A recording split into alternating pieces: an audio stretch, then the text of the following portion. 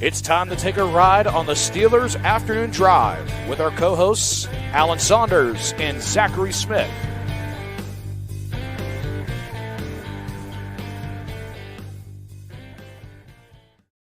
Get in the van. We're going for our Steelers Afternoon Drive. I'm Zachary Smith. That is Alan Saunders. Alan, how are we doing? Smitty, I've been having a rough day. Pretty much everything I tried to do today did not go the way I wanted it to. I didn't even get to practice today. Just dealing with like a whole bunch of stuff that I really would rather not be dealing with. And I often say on this podcast that like this is the best part of my day. And we're sitting here getting ready for the show. And I've been in a literally miserable mood all day. And I just sit down and we're going through the comments we want to get. And this comment by Bearded Dutchman, like I just look at it, I have to laugh at it. Like it came in an hour ago on this Morning Rush, and I don't know if I want to read the whole thing. Maybe you guys just go to Morning Rush and read it. But it's just, man, I love this show and I love this audience. And when we get comments like that, I'm just like, all right, this is what I signed up for. Here we go.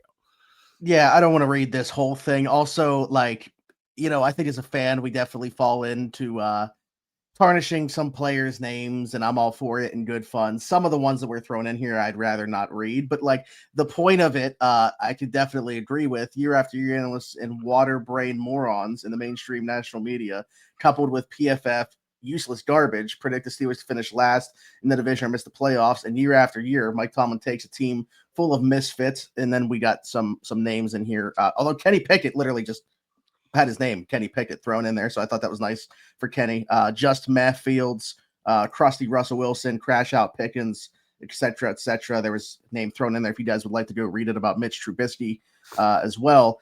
Point being that, you know, dragging a roster that probably doesn't deserve to be in the playoffs to the playoffs. So Bearded Dutchman may be on the other side of the Mike Tomlin argument that a lot of people are typically on. I don't think it's any like glowing, you know, it doesn't make things better for the Pittsburgh Steelers to acknowledge that the teams have been bad. But yeah, I mean, this morning's Morning Rush was actually a really good question from Desert Cactus about how the Steelers offense just continues to overperform. And it's not really too mysterious as to why that happens. But like I said, I just came in and read that comment. I was like, all right, today's not too bad. Yeah, I mean, we've had that conversation obviously before in terms of Mike Tomlin and like where is the bigger problem really with the roster construction side of Mike Tomlin than it is the in-game coaching, or at least getting the most out of the rosters that he helped construct. And you can go back and watch that. I'm sure if you just search the name Tomlin, it'll come up in your feeds. I'm sure that conversation will happen again. But Alan, we got no time for that. I'm having a hard time we're pumping the brakes a little bit on the ride right now because I know you want to start talking about these frauds that are the Chicago Bears. But we got to pump the brakes on that for a second and go through the injury report because Aaron Rodgers, Jaylen Warren, Alex Highsmith, all getting in limited participation, at least today, returning in some capacity to practice today. I'm not going to say that that's like a total green light, right? But certainly good news coming off non-participation yesterday for all three of those guys. I would expect that all three of those guys are going to play. Unless my only unless there. Mm-hmm. With Warren and Highsmith, Warren told me he was cleared to go back in the game on Sunday. Jaylen Warren's going to play. The only question with Warren is how much, right? Is he playing without restriction whatsoever, or are they going to, you know, still feel like they kind of need to take it easy on him a little bit? But he's playing. And at this point, I'd be pretty surprised if Alex Highsmith doesn't play. The only thing with Rodgers, I will say, is that it's, you know, the whole point of him having to practice, what Mike Tomlin said on Tuesday, was that he wanted to stress test this idea that you're going to put him in a position where he's got to wear this brace, but he's still able to do his job and still able to protect himself. There's obviously the chance that he went out there and said, you know what, that didn't work. Actually, I wasn't able. I didn't feel like I was able to do my job with that brace on. I wasn't able to protect myself.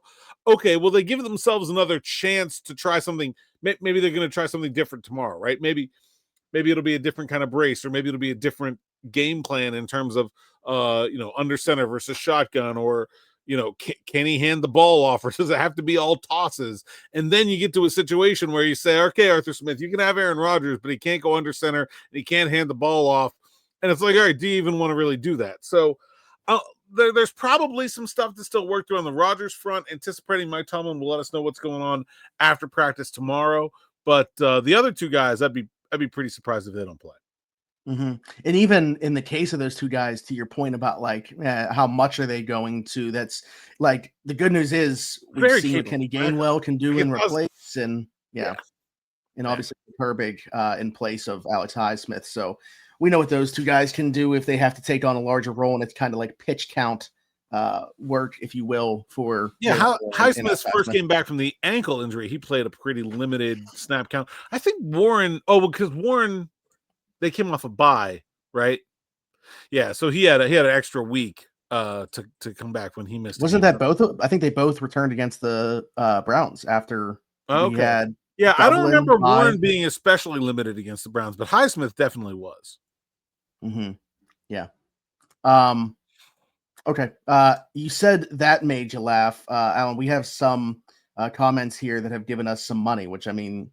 Kind of means we got to get to them. They go to the forefront if you do so. No need to do so, but if you do so, just know that it will certainly take priority over some of the other comments.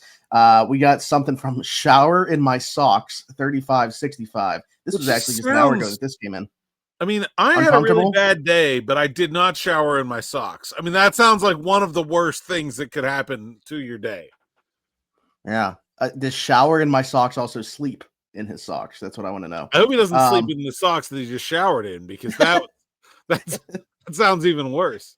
Yeah, if we're going to the swimming pool, I mean, they do make those like swimming socks, like that you can like wade in. You know what I'm talking about? I don't know if you've seen those. That's a thing. No, thankfully no. I don't know that I have.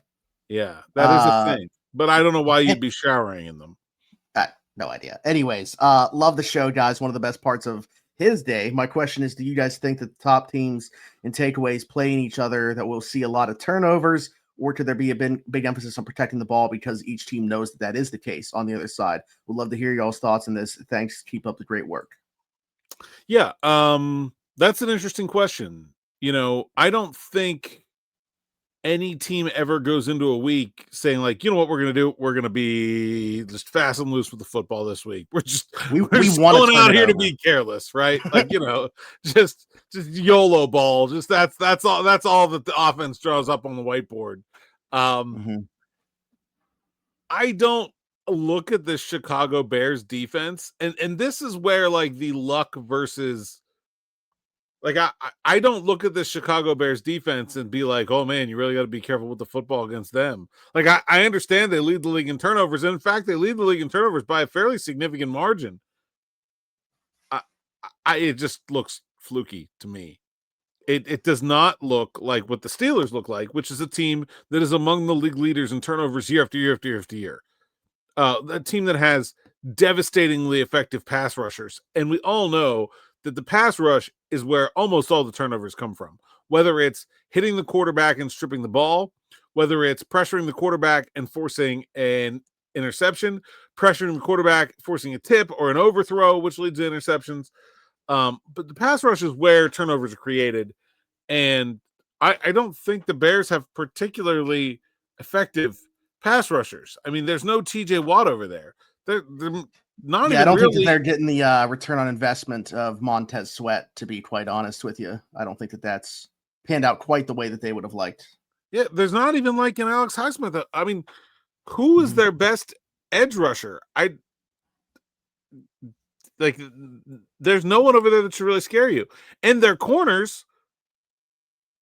Maybe getting Jaylen Johnson back this week. Yeah, maybe Jaylen Johnson. Now, CJ Gardner-Johnson is a vet who came in middle of the season and has been playing kind of all over in the secondary, mostly I think in the slot. He's a guy that can get the ball. But like, this does not look to me like a team that you should be real worried about turning the ball over against. The Steelers, certainly. Caleb Williams also, I mean, whether it's Aaron Rodgers or Mason Rudolph, neither of the Steelers quarterbacks are particularly turnover prone. Rodgers a little less so than Rudolph, but maybe not because he's got a broken left wrist. Caleb Williams, on the other hand, will turn the ball over and has turned the ball over holds onto the ball. Brief career, right? So. He's going to be a guy. I mean, like, when you look at what has given the Steelers defense fits, It's been guys that get rid of the ball quickly and eliminate their ability to create turnovers. He's going to hold on to the ball. Just 4 interceptions this season, which I think is actually some growth for him there. He had 6 last year, so the interception percentage is low, but he takes a lot of sacks, and he actually led the NFL in sacks last year. And the fumbles that come with those can also be quite devastating. Yeah, if you would have told me just like on the surface that the Bears lead the league in turnovers, I'd be pretty stunned. They have 3 of the top 5 interception leaders in the NFL, though, and Kevin Byard, Tremaine Edmonds, who might not play in this one, DNP with a groin injury each of the last 2 days, so not certainly looking great there. And then Nashawn Wright, who I brought up because of what that cornerback room has been like. They don't have, without Jaylen Johnson, they also haven't had Kyler Gordon, Tyreek Stevenson. If Jaylen Johnson comes back, is Nashawn Wright even playing? I don't know. I mean, Tyreek Stevenson, the other guy that would certainly, to me, he's the better of those players. But I don't know. Yeah, I'm not sure. Yeah, so I mean, to your point, the first thing that you said, yeah, you're not going into any game thinking, yeah, let's be reckless with the football. But I do think, like we've talked about this before, the Steelers, though, exceptionally careful with the football, and that's not been the case, obviously, on the Chicago side of things. So if there was going to be a team that I think put more of an emphasis on protecting it, it would be the Pittsburgh Steelers between these two teams. Yeah, and I don't think you can really, like, when Aaron Rodgers or Mason Rudolph turns the ball over, you're like, that was bad, dumb, stop, why'd you do that? Like, because they're players that are playing very much within the structure and they're getting out of themselves when they're doing that. I think you want a player like Caleb Williams to live on that line a little bit more. Like it is important for the Bears for the course of his development. Like you what's the point of drafting Caleb Williams if you want to turn him into Mason Rudolph? That's right. Yeah, you right. You don't want that. You want him finding out how far he can push that line. And then obviously the idea is over time he finds that place where he can be as aggressive as he can be without creating too many turnovers. But it doesn't do anybody on the Bears any good to just say, hey, really what we care about in this game is don't turn the ball over. I mean, the Bears might be the worst team in their division, even though they have a good record. Like, they're not really going anywhere this year. Like, they're still about developing Caleb Williams into being a better quarterback first and foremost. And I think that's part of it. Yeah, for sure. Actually, I was looking though, and this is going into, this was updated. Actually, this was just an article that was put out this morning. Caleb Williams only has 5 turnover worthy plays on the year. So really, it's not like he's putting the ball in harm's way a ton either, and just the other team's not taking advantage of it. He's definitely taken a massive step forward in there, only behind Jalen Hurts.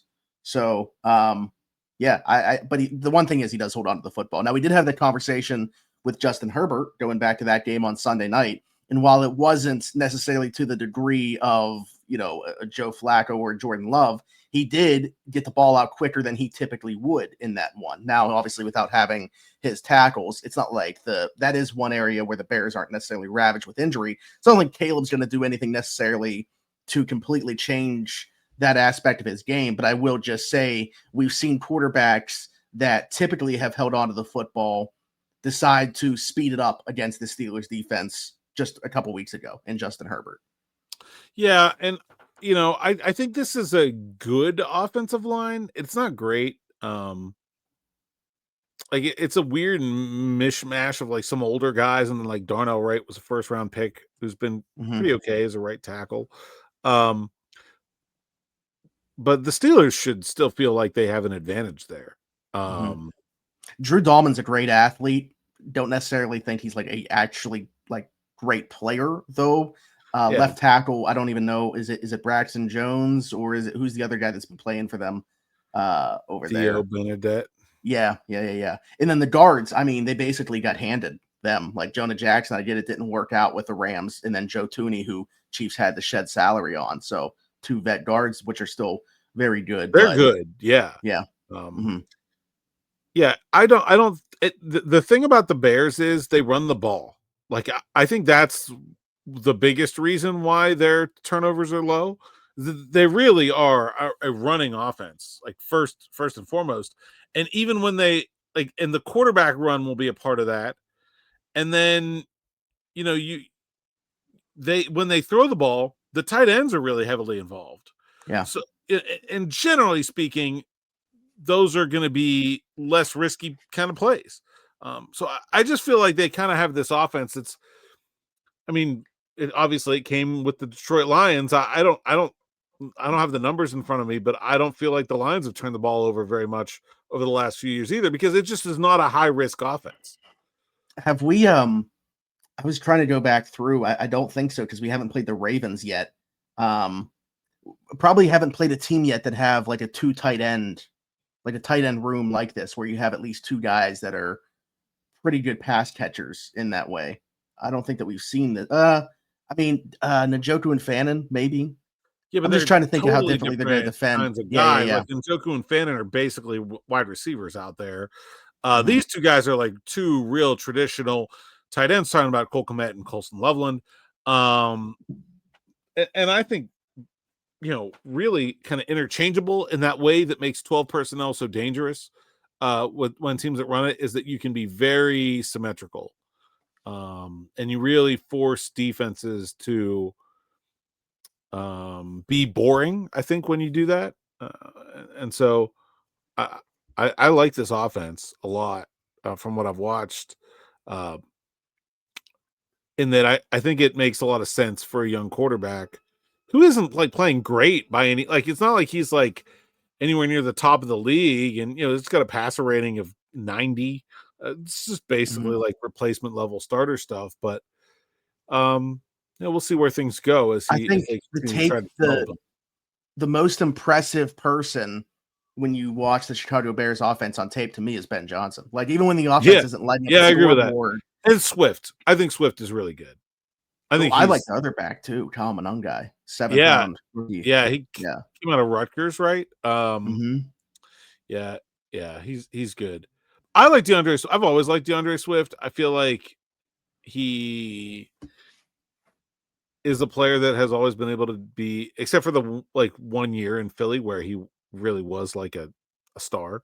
I feel like he's always been kind of underutilized. Yeah, no, he's a good player for sure. I just feel like watching them, like, even when they're not lighting up the scoreboard, you can, like, guys are schemed open so easily within this offense. So I think Ben Johnson's doing a heck of a job with that offense. But the defense, like we said, leading the league in takeaways, which is still kind of mystifying. So, you've talked pretty complimentary of the offense. It's a defense that maybe it's a mirage, but currently leads the league in takeaways. I know that we've kind of alluded to this thought throughout the week, feeling like that they're a bit fraudulent. What makes you really feel that way? Have that take about this team? It's they first of all, they give up. They're plenty defense. They are 25th in points allowed or something like that. Quite bad. And they've played a frighteningly easy schedule. Yeah. They have beaten almost no one that's any good. If it's a team that's competing for the first overall pick, that's probably one of the teams they've beaten. Yeah. They beat the Cowboys, who have a bad record, but are at least kind of have a pulse. They beat the Cowboys before Quinnen Williams was there. Yeah. Yeah. They went 1-1 against the Vikings. And then they beat the Raiders, the Commanders, the Saints, the Bengals, and the Giants. That is how they got lost to the Ravens without Lamar. They lost to the Ravens without Lamar by 2 touchdowns, and the Lions by 31. Mm-hmm. And in those games against those teams that are not very impressive, it's almost all ones. They beat the Vikings by 2, the Giants by 4, the Bengals by 5, the Commanders by 1, the Raiders by 1. The only 2 games that won by more than one score are the Saints and the Cowboys. Really, that Cowboys game looks pretty good. The rest of this looks like a resume that almost any team in the league could put together without really straining too much. Yeah, haven't played the Packers yet. Still have to play the Lions, still have to play the 49ers. They have the Browns mixed in there. Still have to play the Eagles following this game Like against the the Bears Steelers. are 7-3 right now, right? Is that what their record is? 7-3? Correct. Yeah. It would not be a stretch at all to me if they finish 1-6 the rest of the way. Yeah, I think this game is going to depend on whether they're an 8 or 9-1 team. Yeah. The result of the Steelers game. Yeah, I think so. I think you're going to pick them to lose every other game except for Cleveland on their schedule, for sure. Yeah. And three of those, Eagles, Packers, 49ers on the road as well, and then Packers and Lions at home. Yeah. As somebody that genuinely doesn't know, this is a question that maybe you do, maybe you don't have the answer for, but I'll throw it out there because the one thing defensively that does look good on the surface is their second and third down percentage allowed. Are they just not seeing a lot of third downs, though? Like, that's my question when I see that because of how bad the other numbers defensively are. Yeah, I mean, I can't really explain it. I was like, are they even getting the third down a ton? Probably right. Is like when I look at the games that they lost, like the Lions and the Ravens were just not getting to third down. Yeah. Okay. That was kind of so if you're beating bad teams and they're in throw mode, they're going to get to lots of third and longs. You know, it's weird when you have games try to like break down statistically these teams where they have like bad numbers but they win a lot. Like it's tough because like very similar. Like you were talking about the Saints. You know, why is nobody throwing for 100 yards against the Saints? Well, because they don't need to throw for any yards to beat the Saints, right? Like so you have these numbers that look good, but then you kind of have to figure out why they are that way.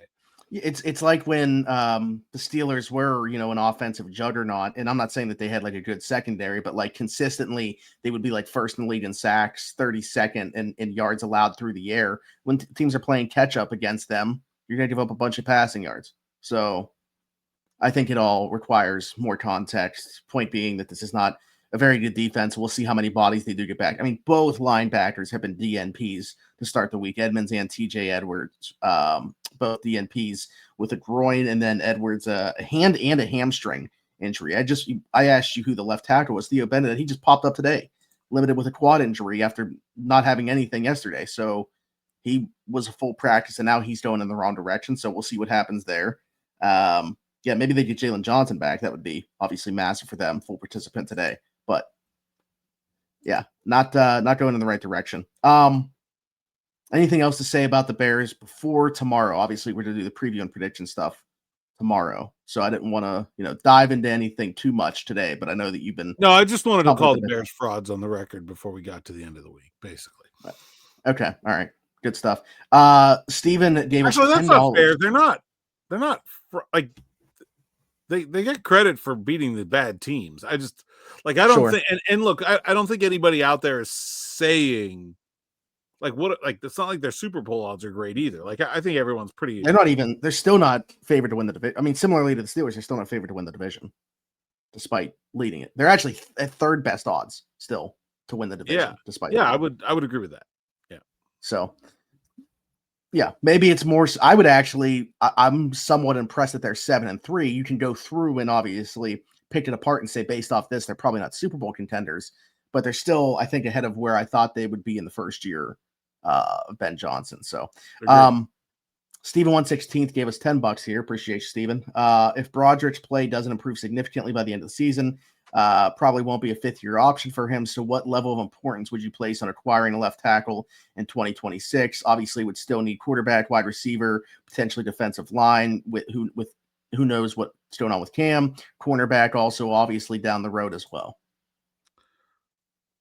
I don't know that I would say that right now Broderick is not going to get his option picked up. Well, first of all, we don't even know what the option amount is. Mm-hmm. So I think it's pretty hasty to be talking about that in general. But I think when you look at the free agent cost of these contracts, I don't know. Go look at what Dan Moore. Like, wouldn't you rather have Broderick Jones and Dan Moore than Broderick Jones and Dan Moore for the same price? Like, I mean, it just seems like I don't know. I kind of think he's trending toward it getting picked up. Yeah. Well, depending on the amount, I wonder if they would be more interested in doing an extension and not Yeah, I even think picking it that's up. probably what the Steelers would want. And I'm not going to know what Broderick is going to want. Yeah. But yeah, I mean, Dan Moore thing's interesting. I don't know how much. I mean, I'm sure you pay attention pretty much league wide. Dan Moore's played pretty well for Tennessee in a really bad ecosystem in general. So I think he deserves credit for that. I'm curious as to what he would have been like here. I'm not saying that obviously I'm not saying that they made the wrong decision, but with better pieces around him too. You know what I mean? Because it wasn't a good offensive line in general prior. Yeah, I mean, I think you know what you're getting with Dan Moore. The upside is limited. I think he can be passable, but he's not going to be great, and he's making a lot of money for not going to be great. Like, I think that's the real. Well, that's what happens. I mean, when you are a able breathing body that plays left tackle that hits free agency. So for people that just think that you can just go and get an offensive lineman wherever to be an upgrade, like Jaylen Moore is making $15 million to not start right now for the Kansas City Chiefs. Like, so that could be the situation that they find themselves in. If Broderick were to just be a complete disaster the rest of the way, they decide they wanted to move on from that. That's the type of player you're probably bringing in free agency. Yeah. And especially like left tackle, like it's just not, there's nobody out there. And so the guys that do hit free agency are so very few and far between that their prices just get so ridiculously inflated. That's why I kind of think the Steelers will lean towards picking it up. Honestly, I do. I feel like I gotta get to this one because Zach called us handsome. So definitely feel like I gotta bring this one up. What's up, you handsome devils? Sure you saw it, but Darnell was on the St. Brown podcast, was asked about his weight. After trying to avoid it, he kept it a buck and said he's 311.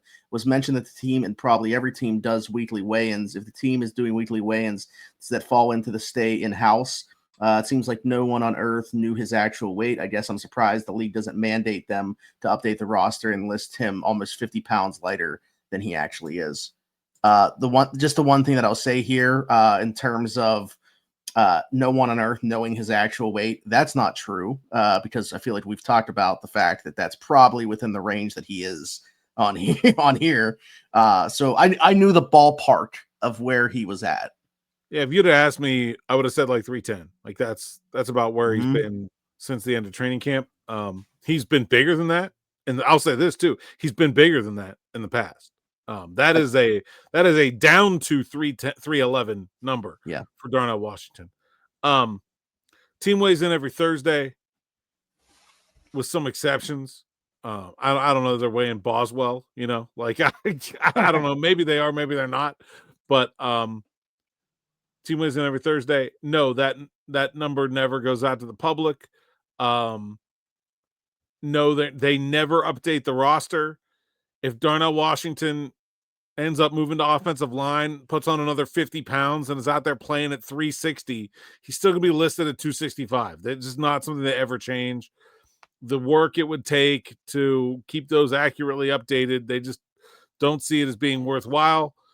There have been many notorious examples over their Steelers career of guys, Ben Roethlisberger, Jerome Bettis, Casey Hampton.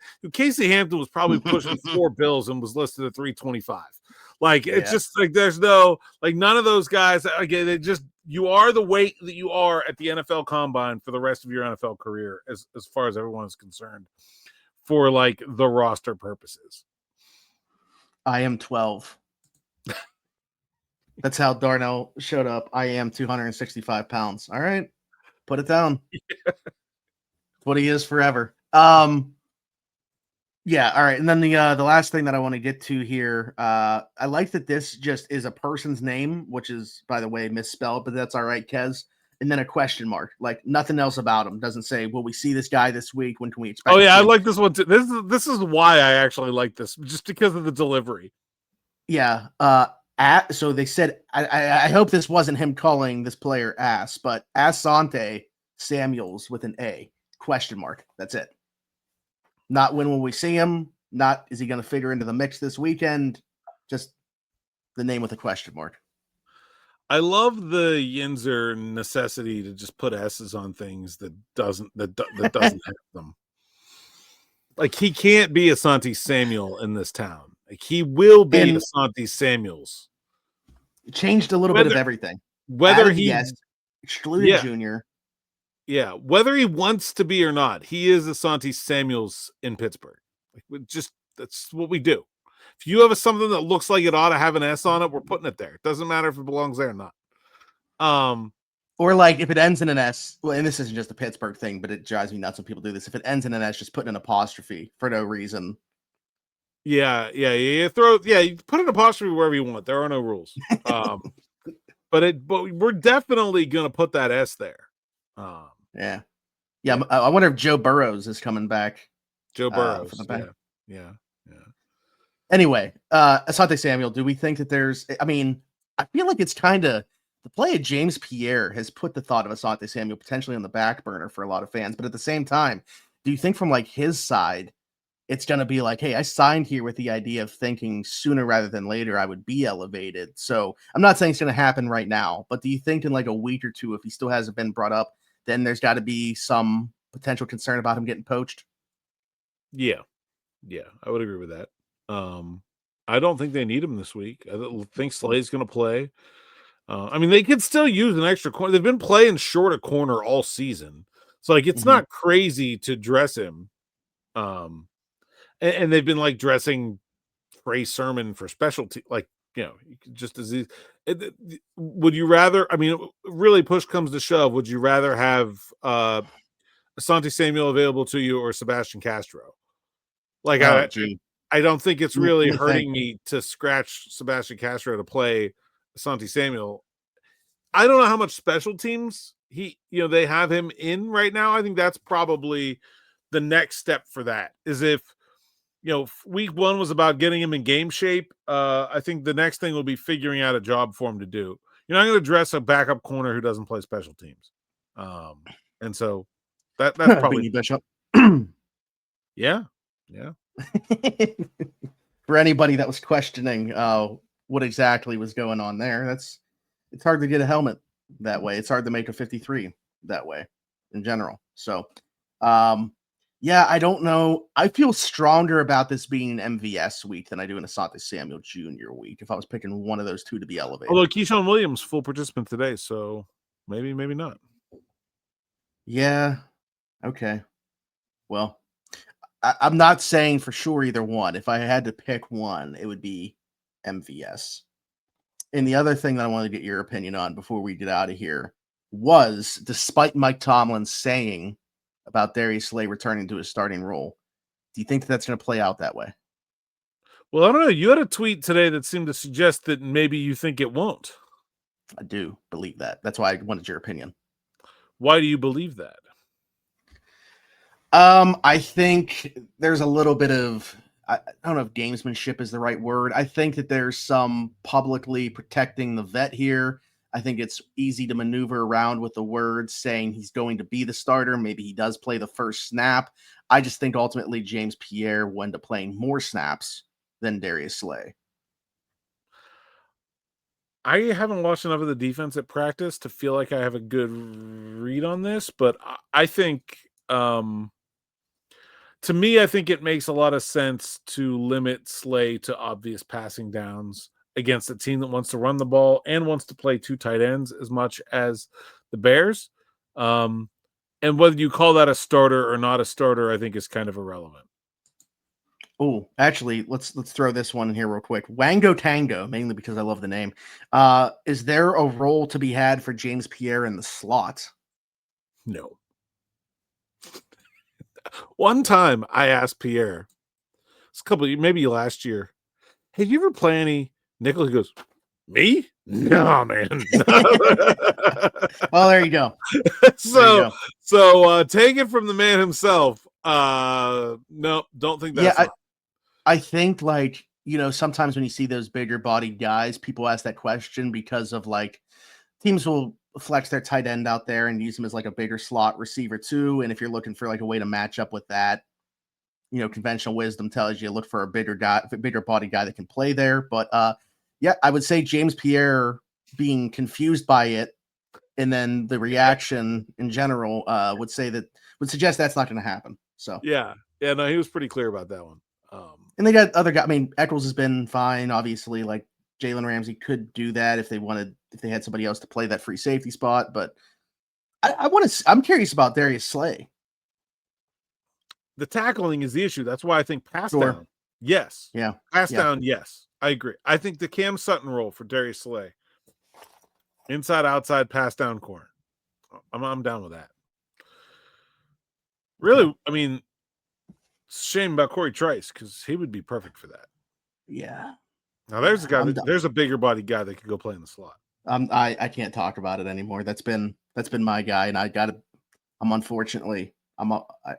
sell all my stock. I can't even sell it for anything, but I guess I'm just giving it away at this point. I got to get off the train. I'll take your giving away Corey Trice stock. I'm not giving up hope. Okay. I'm holding on. I'll buy it for a penny. I'll be like Warren Buffett over here. I'm going to buy up all these penny stocks. Well, I hope it goes well for you. I'll be rooting for him. It can't be mine anymore. I got to watch from a distance. All right. Big day tomorrow on here. Obviously, we'll preview and predict it. Hopefully have DB on here on like the SN Plus subscribers live stream. I know you guys were disappointed about no DB on that one. Heard from a couple people that were like, what the heck? But husband, father, sometimes you got to take care of some stuff, even though, he was on here when we picked the day with him and said it was good, but either way. So hopefully we got that tomorrow. And Alan, until then, tell the people to find you. Saunders _PGH on X, Instagram, TikTok, and Blue Sky. PGH Steelers Now, site's account, SteelersNow.com. Go there, read the words. So I get paid, sign up for SN Plus, and you get the words with no ads. You get all the best content from me, DB, the rest of the Steelers Now team. You get access to those SN Plus subscribers only live streams, which are archived, by the way. So if you miss them, you can go back and watch them. And then we'll have another one coming up in the month of December. And we need to we got to get some new subs in there. So keep doing that. I will say too, this past one, I feel like, especially compared to a lot of months, not a ton of stuff that I think like is super aged. Like me, it's a lot of timeless stuff. Guys, when the questions came in pretty big picture, so that's helpful in that regard. We do let you guys kind of steer those, so that's usually fun. And anyone can like, subscribe, hit that bell for notifications here on the YouTube channels. We continue to grow our channel and this show and all the rest of our shows to bigger and bigger audience. We are at 17,040 subscribers. We just talked about this. Myron Bell. This is the 2019 year with the kick returners that I mentioned. Tony Brooks James, Kareth White. I think both of those guys were 40. Yeah. That's what I'm saying. We just talked about this like this week. Hey, if we land on 40, the 2019 Steelers are where this game like lives. God, I wish that team would have just won one more game and made the playoffs. They would have been the funniest playoff team ever. And they had a 3-game losing streak to end the season to miss and finish 8-8. Yeah, they were 8-5 at one point. Yeah, Jabril Peppers, obviously the current guy. Blake Martinez, another great answer for this game. Yeah, and there's actually some more on the defensive side of the ball. T. Gray Scales was an inside linebacker out of Indiana, undrafted guy. He only played in a couple games. And Jameer Jones, he had like 4 different numbers in the course of his time with the team, but 40 was one of them. So yeah, Jammer there. Oh, and everybody's favorite running back, Josh Harris. Oh yes. Well, everyone except for Ben, definitely not Ben Roethlisberger. Definitely not. And because of that and how vocal he is, Steelers fans who obviously would rather back Ben Roethlisberger than this guy, some running back that really didn't do anything, are going to side with Ben and also hate Josh Harris. So there you go. Yeah, so be sure to like, subscribe, hit that notification bell, hit us in the comments, your thoughts, anything that we talked about today, a question for a future episode, all that good stuff. If you're listening somewhere else, well, hopefully you're able to on Spotify. I know we openly talked about that, letting you guys behind the fourth wall, the issues that have been going on. That was part of the frustration Alan was dealing with today. So hopefully the episodes are there. You can see them. you're just listening to the wrong episode right now. So we're still trying to get that hammered out. That's like the anti John Cena meme. You can see it, but you can't. You can see it. You just can't. You can see it. You can see it. You just can't listen to the actual. You can't hear me. And if you can't hear, you would kind of. If you can't hear, you would naturally you would just. Yep. Make back into the wrestling. Leave us a 5-star review and subscribe though over there, and then you can comment as we've been talking about on the episodes. Right now, you can comment on Spotify that the episode's wrong, and I'm sorry. As we have been seeing and getting, yes, even people coming over to YouTube to let us know. We're getting tweets. No, we appreciate it. We understand it. Yeah, something wrong. Let us know. Like I want that. So hopefully we'll get it straightened out here. For sure, absolutely. And then find me everywhere, Zachary Smith, PGH, Alan Saunders, and myself. Thanks for jumping in, taking another ride on the Steelers Afternoon Drive.